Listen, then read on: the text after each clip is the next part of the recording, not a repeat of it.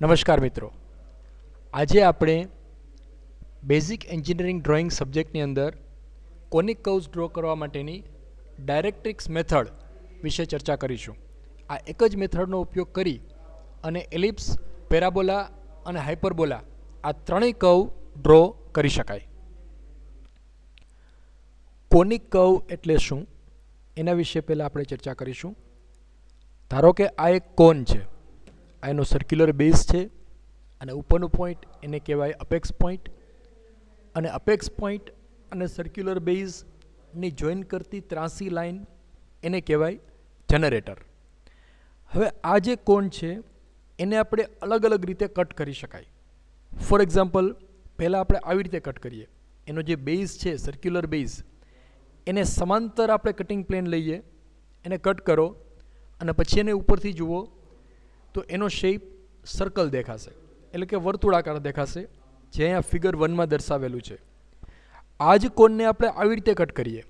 એનો જે circular base છે એની સાથે ઇન્ક્લાઇન્ડ હોય એવું કટિંગ પ્લેન લઈએ, જે એના બધા જ જનરેટરને કટ કરે, જે ફિગર 2માં દર્શાવેલ છે. તો એનો શેપ જે મળશે એ એલિપ્સ એટલે કે લંબગોળ હશે, લંબવૃત્ત હશે. ધારો કે એને આવી રીતે કટ કરીએ, જનરેટરને સમાંતર કટિંગ પ્લેન હોય તો એનો જે શેપ મળશે એ ફિગર 3માં જે દર્શાવેલું છે એના જેવો હશે. એને કહેવાય પેરાબોલા અથવા પરવલય. હવે આ જ કટિંગ પ્લેન આવી રીતે વર્ટિકલ હોય, ઊભું, એનો જે સર્ક્યુલર બેઝ છે એને પરપેન્ડિક્યુલર જો આપણે કટિંગ પ્લેન લઈએ, એને કટ કરી અને સામેથી જુઓ તો ફિગર 4માં જે દર્શાવેલો છે એવો શેપ દેખાશે. એને કહેવાય હાઇપરબોલા અથવા અતિવલય. અહીંયા ફિગર 5ની અંદર 4 કર્વ દર્શાવેલા છે: સર્કલ, એલિપ્સ, પેરાબોલા અને હાઇપરબોલા. આ 4 કર્વ એ કોનના બેઝિક શેપ છે. કોનને અલગ અલગ એંગલે કટ કરો એનાથી એ શેપ મળે છે, એટલે એ બધા કર્વ છે એને કહેવાય કોનિક કર્વ્સ. આ બધા કર્વ્સનો ઉપયોગ ડેમ્સ, બ્રિજીસ, મશીન્સ, ટૂલ્સ, એની અલગ અલગ જગ્યાએ ગિયર્સ, એ બધામાં એનો ઉપયોગ થાય છે, જેના વિશે આપણે અગાઉ ચર્ચા કરી ગયા છીએ. હવે આ બધા કર્વ ડ્રો કરવા માટેની એક કોમન મેથડ છે, એનું નામ છે ડાયરેક્ટ્રિક્સ મેથડ અથવા એસેન્ટ્રિસિટી મેથડ. આ મેથડનો ઉપયોગ કરી અને આપણે કોઈ પણ કર્વ ડ્રો કરી શકાય, જે જીટીયુની એક્ઝામમાં 7 માર્ક્સમાં પૂછાય છે. ડેટા કંઈક આવી રીતે આપેલો છે: distance between fix point and fix line is 60 mm. Draw a curve for eccentricity 2/3. તો અહીંયા એક ડેટા આપેલો છે કે ફિક્સ લાઇન અને ફિક્સ પોઈન્ટ વચ્ચેનો એક ડેટા આપેલો છે 60 mm. તો સૌથી પહેલાં આપણે એક ફિક્સ લાઇન ડ્રો કરીએ. આ એક લાઇન છે, એનું કોઈ માપ નથી, એ ફિક્સ છે. આપણે ઊભી લાઇન ડ્રો કરેલી છે, તમે આડી પણ ડ્રો કરી શકો, પણ આપણે કન્વિનિયન્સી માટે એક વર્ટિકલ ફિક્સ લાઇન ડ્રો કરીએ. આ લાઇન એને કહેવાય ડાયરેક્ટ્રિક્સ. ત્યાર પછી આ જે લાઇન ડ્રો કરેલી છે એનાથી 60 mm દૂર જે ડેટામાં આપેલું છે, 60 mm દૂર આગળ એક પોઈન્ટ લોકેટ કરીએ, જેને આપણે નામ આપીએ પોઈન્ટ એફ. રાઈટ? તો CF, that is 60 mm, that is distance between fixed point F and directrix or fixed line. Fix point F જે છે એને ફોકસ પણ કહેવાય. હવે અહીંયા એસેન્ટ્રિસિટી E બરાબર આપેલું છે 2/3. એનો મિનિંગ એ થાય કે અહીંયા C અને F એની વચ્ચે પોઈન્ટ V આપણે એવી રીતે લોકેટ કરવાનું કે જેથી VF અપોન VC 2/3 થાય. તો કેવી રીતે કરીશું? CF બરાબર 60 mm છે, તો એ કરવા માટે આપણે CFના એક સરખા ભાગ કરવાના. કેટલા ભાગ કરવાના? તો એના માટે આનો સરવાળો કરવાનો, 2/3, એટલે 2 + 3 = 5. So divide CF into 5 equal parts. તમે કોઈ પણ રીતનો ઉપયોગ કરી અને એના એક સરખા 5 ભાગ કરી શકો. ડિવિઝન ઓફ લાઇન અથવા તો ડાયરેક્ટલી સ્કેલનો ઉપયોગ કરીને પણ 5 ભાગ કરી શકાય. હવે આ 5 ભાગ ડ્રો થઈ જાય ત્યાર પછી વી પોઈન્ટ આપણે એવી રીતે મૂકવું છે કે જેથી VF અપોન VC 2/3 થાય. તો કેવી રીતે મૂકીશું? યસ, અહીંયા આગળ 2 point on the right side, 3 point on the left side. So VF upon VC, VF થશે 2 times one segment. The one segment is 60/5 એટલે 12 mm. So 12 into 2 એટલે 24 mm અને VC થશે 36 mm. તો VF upon VC એટલે સેન્ટ્રિસિટી 2/3 થઈ ગયું. વી point locate થઈ ગયો. Very good. હવે આપણે આગળ જોઈએ. આ વી પોઈન્ટમાંથી એક વર્ટિકલ લાઇન ડ્રો કરો. એનું કોઈ માપ અત્યારે આપણી પાસે છે નહીં. હવે વીને કેન્દ્ર રાખો. Take V as a centre, VF as a radius, draw an arc. વીને કેન્દ્ર રાખો, VF જેટલી રેડિયસ લો અને ચાપ મારો. એ ચાપ આ વર્ટિકલ લાઇન જે ડ્રો કરેલી છે એના ઉપર જ્યાં કટ થાય એ પોઈન્ટને આપણે નામ આપીએ point E. Right. Now join CE with a straight line and extend this line to the right side. C અને E એને જોઈન કરો, એને જમણી બાજુએ લંબાવો. ત્યાર પછી વી પોઈન્ટ જે છે એની રાઇટ સાઈડમાં ગમે ત્યાં એક લાઇન ડ્રો કરો. એનું કોઈ માપ ફિક્સ નથી. વીથી રાઇટ સાઈડમાં એક લાઇન ડ્રો કરવાની અને બે પોઈન્ટને નામ આપો. પોઈન્ટ નંબર 1 અહીંયા આવશે અને પોઈન્ટ નંબર 1' અહીંયા ઉપર આવશે. શું કર્યું આપણે? જે CF લાઇન જે છે એના ઉપર જે પોઈન્ટ મળે છે એને આપણે 1 નામ આપ્યું અને CE લાઇનને જ્યાં કટ કરે છે ત્યાં આપણે નામ આપ્યું 1'. Right. Now take 1 as a radius. જો અહીંયા ધ્યાન રાખવાનું, રેડિયસ કઈ લેવાની છે? 1 and F as a centre. કેન્દ્ર રાખવાનું છે F. ડ્રો એન આર્ક એટલે આવી રીતે ઉપર અને નીચે બે સાઈડ એક એક ચાપ ડ્રો કરવાની. આ ચાપ ડ્રો કરવા માટે કેન્દ્ર રાખવાનું છે F અને રેડિયસ એટલે કે ત્રિજ્યા લેવાની છે 1. એ ચાપ મારો એટલે અહીંયા 2 પોઈન્ટ મળશે. ઉપરનું પોઈન્ટ એના અને નીચેનું પોઈન્ટ. ઉપરના પોઈન્ટને આપણે નામ આપીએ P1, નીચેના પોઈન્ટને નામ આપો P1'. થઈ ગયું, 2 પોઈન્ટ મળી ગયા. હવે P2 અને P2' માટે શું કરીશું? જેમ આપણે 1 લાઇન ડ્રો કરી એવી જ રીતે વી પોઈન્ટની રાઇટ સાઈડ કોઈ પણ ડિસ્ટન્સ આગળ ફરી પાછી એક લાઇન ડ્રો કરો. અહીંયા એક પોઈન્ટ હશે, ઉપર એક પોઈન્ટ હશે. આ બે પોઈન્ટને નામ આપો 2 અને 2'. હવે 2 જેટલી રેડિયસ લો. Fને સેન્ટર રાખો. ઉપર અને નીચે બે સાઈડ ચાપ મારો. અહીંયા પોઈન્ટ મળશે અને આપણે નામ આપીએ P2. અહીંયા પોઈન્ટ મળશે અને આપણે નામ આપીએ P2'. રાઈટ. હવે 3 માટે શું કરીશું? યસ, 1 2. હવે ફરી પાછી એક લાઇન ડ્રો કરો. એ લાઇન ગમે ત્યાં ડ્રો કરી શકાય. અહીંયા ઉપરના નીચે નામ આપો 3, ઉપર નામ આપો 3'. 3 જેટલી રેડિયસ લો. Fને કેન્દ્ર રાખો. અહીંયા ભૂલ ના થવી જોઈએ. કેન્દ્ર તરીકે F જ રાખવાનું. Take F as a centre, 3 as a radius, draw an arc. અને એ આર્ક આજે 3 લાઇન ડ્રો કરેલી છે એના ઉપર 2 પોઈન્ટ આગળ કટ થશે. એ 2 પોઈન્ટને આપણે નામ આપીએ P3'. રાઈટ. પોઈન્ટના નામ આપતા જવાના જેથી આપણે ભૂલ ના થાય. હવે 4 માટે શું કરીશું? યસ, મન ફાવે ત્યાં રાઈટ સાઈડમાં એક લાઇન ડ્રો કરો, ઊભી લાઇન. એના ઉપર પોઈન્ટના નામ આપો 4 અને 4'. 4 જેટલી રેડિયસ લો. Fને કેન્દ્ર રાખો અને ચાપ મારો એટલે 2 પોઈન્ટ મળશે P4, P4', 5, 6. આવી રીતે તમે મિનિમમ 6 લાઇન ડ્રો કરી દેવાની અને સેમ પ્રોસેસ રિપીટ કરતા જવાની. F સેન્ટર, 5 જેટલી radius, draw an arc, mark points P5 and P5'. Then 6 as a radius, F as a center, draw an arc that will cut 6 at 2 points P6 and P6'. હવે આ બધા પોઈન્ટને smooth કર્વથી join કરો. આ curve જે બનશે એનું નામ છે એલિપ્સ. આપણે આખો એલિપ્સ ડ્રો ના કરવો હોય તો આટલો એલિપ્સ પણ ડ્રો કરી શકો. અહીંયા ફૂલ એલિપ્સ ડ્રો કરવાની જરૂર નથી. ડાયરેક્ટ્રિક્સ મેથડથી જ્યારે કર્વ ડ્રો કરવાનું પૂછાય ત્યારે આટલો જ એલિપ્સ ડ્રો કરશો તો પણ ચાલશે. હવે બીજો પ્રોબ્લેમ લઈએ. Distance between fix point and fix line is 60 mm. એસેન્ટ્રિસિટી is equal to 1. જો આગળના પ્રોબ્લેમમાં એસેન્ટ્રિસિટી 2/3 હતી, અહીંયા આપેલું છે 1, તો કેવી રીતે ડ્રો કરીશું? તો સૌથી પહેલાં ફિક્સ લાઇન ડ્રો કરો અને ફિક્સ પોઈન્ટ લોકેટ કરો. ફિક્સ લાઇનને કહેવાય ડાયરેક્ટ્રિક્સ, ફિક્સ પોઈન્ટને કહેવાય ફોકસ.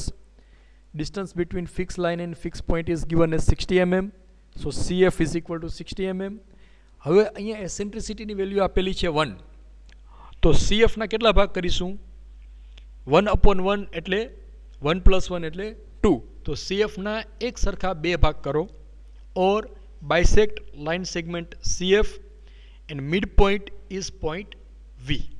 તો V પોઈન્ટ અહીંયા બરોબર વચ્ચે આવશે એટલે VF/VC બરાબર થશે 1. હવે એના બધા સ્ટેપ આગળના પ્રોબ્લેમની જેમ સેમ આવશે. Vમાંથી વર્ટિકલ લાઇન ડ્રો કરો. Take V as a centre, VF as a radius, draw an arc that will cut this vertical line at point E. આ પોઈન્ટને નામ આપો E. જોઈન CE એને એક્સટેન્ડ કરો. ત્યાર પછી 1 ડેશ લાઇન ડ્રો કરો. V પોઈન્ટની રાઇટ સાઈડ ગમે ત્યાં ડ્રો કરી શકાય. આ લાઇન નીચેનું જે પોઈન્ટ છે એને આપણે નામ આપીએ પોઈન્ટ નંબર 1. ઉપરનું જે પોઈન્ટ છે એને આપણે નામ આપીએ પોઈન્ટ નંબર 1 ડેશ. હવે 1 ડેશ જેટલી રેડિયસ લો, Fને કેન્દ્ર રાખો અને ચાપ મારો એટલે ઉપર અને નીચે 2 પોઈન્ટ મળશે. ઉપરનું પોઈન્ટ છે એને આપણે નામ આપીએ P1 અને નીચેનું પોઈન્ટ છે એને આપણે નામ આપીએ P1 ડેશ. રાઈટ, આટલું થઈ ગયું. હવે શું કરીશું 2 માટે? યસ, ફરી પાછું 1 પોઈન્ટ જે ડ્રો કરેલો છે એવી જ રીતે મન ફાવે ત્યાં V પોઈન્ટની રાઇટ સાઈડ એક વર્ટિકલ લાઇન ડ્રો કરો. 2 પોઈન્ટ લોકેટ કરો. નીચેનું પોઈન્ટ એને આપણે નામ આપીએ 2, ઉપરનું પોઈન્ટ એને નામ આપો 2 dash. VF centre 2 dash as a radius, draw an arc. આ ચાપ 2 ડેશ ઉપર 2 પોઈન્ટ આગળ કટ થશે. ઉપરનું પોઈન્ટ છે એને આપણે નામ આપીએ P2, બીજું પોઈન્ટ છે એને નામ આપો P2 ડેશ. અહીંયા ધ્યાન રાખવાનું, રેડિયસ બદલાતી જાય છે. એકવાર 1 ડેશ રેડિયસ છે, એકવાર 2 ડેશ રેડિયસ છે, પણ સેન્ટર દર વખતે એક જ છે, that is F.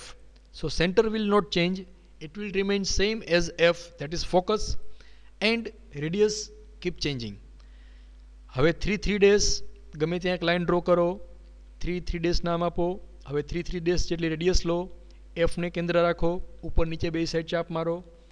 એક પોઈન્ટને આપણે નામ આપીએ P3, એક પોઈન્ટને નામ આપો P3 ડેશ. 4 માટે ફરી પાછું સેમ પ્રોસિજર રિપીટ કરતા જાઓ. 4 ડેશ જેટલી radius, F centre, draw an arc, then 5 and so on. Now join all these points with a smooth curve and that curve is parabola. હવે આ કર્વનું નામ પેરાબોલા છે એવું આપણને કેવી રીતે ખબર પડે?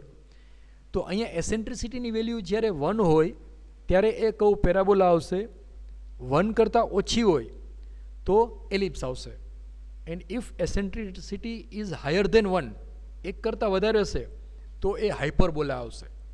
અને આ કર્વ ડ્રો કરો ત્યારે ધ્યાન રાખવાનું, એ કર્વ જે છે એ V પોઈન્ટમાંથી પાસ થશે.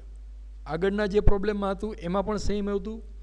V પોઈન્ટમાંથી જ એ કર્વ પાસ થવો જોઈએ એવી રીતે ડ્રો કરવાનું. So join V, P1, P2, P3 and so on with a very smooth curve. Right, હવે ત્રીજો પ્રોબ્લેમ જોઈએ. Distance between fix point and fix line is 60 mm. Draw a curve for eccentricity 3/2. જો અહીંયા એસેન્ટ્રિસિટીની value આપેલી છે 3/2 એટલે કે 1 કરતાં વધારે છે. તો હાયર ધેન 1 હોય તો હાઇપરબોલા આવશે. First of all draw directrix, that is fix line draw. Fix લાઇનથી 60 mm જેટલા ડિસ્ટન્સ આગળ એક ફિક્સ પોઈન્ટ ડ્રો કરો. એને આપણે નામ આપીએ પોઈન્ટ F. જો અહીંયા 60 mm ડિસ્ટન્સ આપેલું છે ડેટામાં એટલે મેં 60 લીધેલું છે. એક્ઝામની અંદર ત્યાં 70 આપેલું હોય તો આ ડિસ્ટન્સ 70 લેવાનું, એટલે કે જે આપેલું હોય એ જ ડિસ્ટન્સ લેવાનું. એવું જરૂરી નથી કે દર વખતે 60 mm ડિસ્ટન્સ જ લેવું પડે. હવે શું કરીશું? CF ડ્રો થઈ ગયા. CFની વચ્ચે V પોઈન્ટ આપણે એવી રીતે મૂકવાનો છે કે જેથી એસેન્ટ્રિસિટી E is equal two VF/VC that is equal two 3/2 થાય. એટલે કે VF ડિસ્ટન્સ 3 યુનિટ થવું જોઈએ, VC યુનિટ 2 યુનિટ થવું જોઈએ. તો એના માટે શું કરીશું? પહેલાં બેનો સરવાળો કરો. 3 + 2 is equal to 5. So divide CF into 5 equal parts. CFના એક સરખા 5 ભાગ કરો અને V પોઈન્ટ અહીંયા મૂકો આવી રીતે કે જેથી VF 3 યુનિટ થશે અને VC 2 યુનિટ થશે. એટલે VF/VC બરાબર થશે 3/2. જો આગળના પ્રોબ્લેમમાં અને અહીંયા એક જ ડિફરન્સ છે, વી પોઈન્ટની પોઝિશન બદલાતી રહે છે. પહેલાં વી પોઈન્ટની પોઝિશન રાઇટ સાઈડમાં હતી, પછી વચ્ચે આવી અને હવે લેફ્ટ સાઈડમાં છે. હવેના બધા સ્ટેપ સેમ છે. શું કરીશું? વીમાંથી વર્ટિકલ લાઇન ડ્રો કરો, VF as a radius, draw an arc. અહીંયા એક પોઈન્ટ મળશે, એને આપણે નામ આપીએ point E. Join CE, extend that line. હવે 1 ડેશ લાઇન ડ્રો કરો વી પોઈન્ટની રાઇટ સાઈડ. અહીંયા નામ આપો 1 અને 1 ડેશ. નામ ગમે ત્યાં આપી શકાય, ઉપર 1 આપો, નીચે 1 ડેશ આપો તો પણ ચાલે. Now take 1 dash as a radius, F as a center, draw an arc that will cut this line segment at 2 points. એને નામ આપીએ P1 અને P1 ડેશ. P1 ને P1 ડેશ પણ ગમે ત્યાં આપી શકાય, ઉપર P1 ડેશ આપો, નીચે P1 આપો, કોઈ વાંધો નહીં, ગમે તેમ નામ આપી શકાય. હવે 2 માટે શું કરીશું? ગમે ત્યાં રાઇટ સાઈડમાં એક લાઇન ડ્રો કરો, 2 પોઈન્ટ આપો, 2 2 dash. Now 2 dash as a radius, F as a center, draw an arc. એટલે ઉપર અને નીચે બે બાજુએ 2 પોઈન્ટ મળશે. આ 2 પોઈન્ટને નામ આપો P2 અને P2 ડેશ. બરાબર છે? તો આવી રીતે આપણને હવે બધા ડ્રો કરતા આવડશે. 3 dash, radius, F centre, draw an arc, then 4 dash and so on. હવે આ બધા પોઈન્ટને સ્મૂથ કર્વથી જોઈન કરો એટલે આવી રીતે હાઇપરબોલા મળશે. અહીંયા ધ્યાન રાખવાનું, હાઇપરબોલા ડ્રો કરો ત્યારે અહીંયા એન્ડમાં એરો ડ્રો કરેલો હોવો જોઈએ.